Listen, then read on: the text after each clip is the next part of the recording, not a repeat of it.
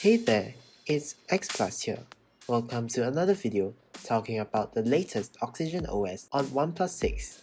In this review, I'll not be talking about the new features, but rather on the consumer's perspective. And what do I see every day on my phone? I've recently unlocked the bootloader and factory resetted my OnePlus 6, so these are the thoughts I have on the OnePlus 6. When I go into settings and I scroll down and I tap about the phone, you can see here that I have the 8GB plus 128GB configuration running Android 11 of course, and OxygenOS 11.1.2.2 with a build number of OnePlus A60032_22_211125. You can also see that OnePlus has updated the Android security update to November 1st, 2021. And yay, we have the proper Easter egg of Android 11 now, unlike last time. Firstly, I would like to talk about the good things about the stable OxygenOS 11 update. Everyday swiping and scrolling is smooth and responsive. There are no major bugs, which will affect how you interact with your phone. Launching of apps are fast, scrolling of apps are fast, and jumping between apps are also fast. This is the usual type that OnePlus is expected of. And as you can see, unlocking the phone with the ever-fast fingerprint sensor is as quick and reliable as before. Now, moving on to some quirks that I have faced.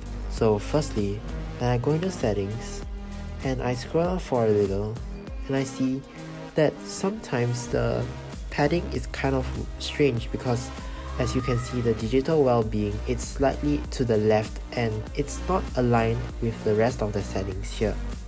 And another thing that I have to mention is the display's brightness controls.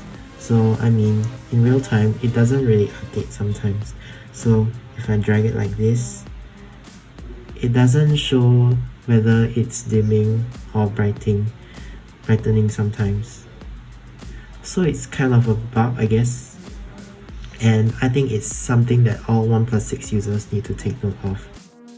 And for developers or enthusiasts who wants to try out the DSU loader, for which you can go to System and Developer Options and scroll down to DSU Loader, which allows you to install a GSI image to your phone.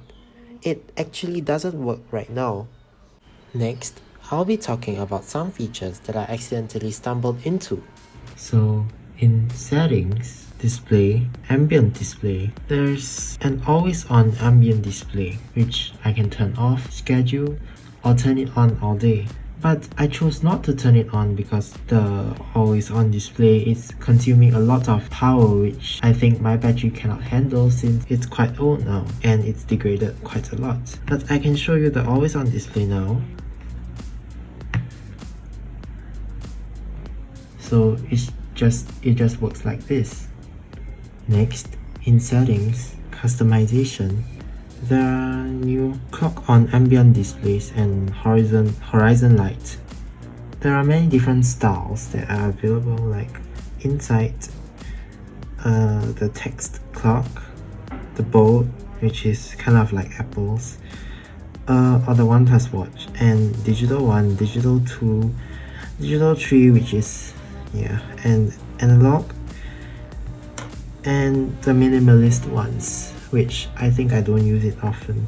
I use this, and also worthy to mention is the canvas, which is just a very interesting concept. So this is canvas, which apparently draws a person which is in your picture. You can like draw a bird. I don't know.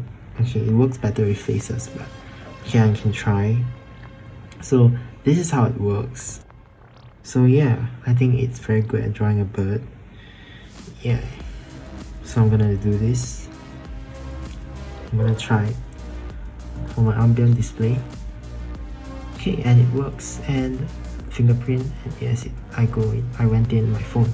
So lift up, and I can see the bird, and then tap Okay, I'm in. So, should you install the OxygenOS 11 update? Yes, absolutely. This is probably the last official OxygenOS update that you'll ever receive from OnePlus, and that it will be the most secure OxygenOS firmware for the OnePlus 6 or 6T. But for those who hate the aesthetic of OxygenOS 11, such as the dialer, which has these big words, and you are familiar with flashing ROMs like Lineage OS, so you can always install a custom ROM which can keep your firmware up to date, installing the latest Android 12 if you like. So now the OnePlus 6 is already 3 years and 7 months old now. So I'll give a short commendation to OnePlus, a company that has made larger RAM capacities the norm of phones today, like this model which has 8GB of RAM, which is pretty large at that time, so that's why I chose to buy this phone. And that this phone has really held up many years, and it is still as fluid as before.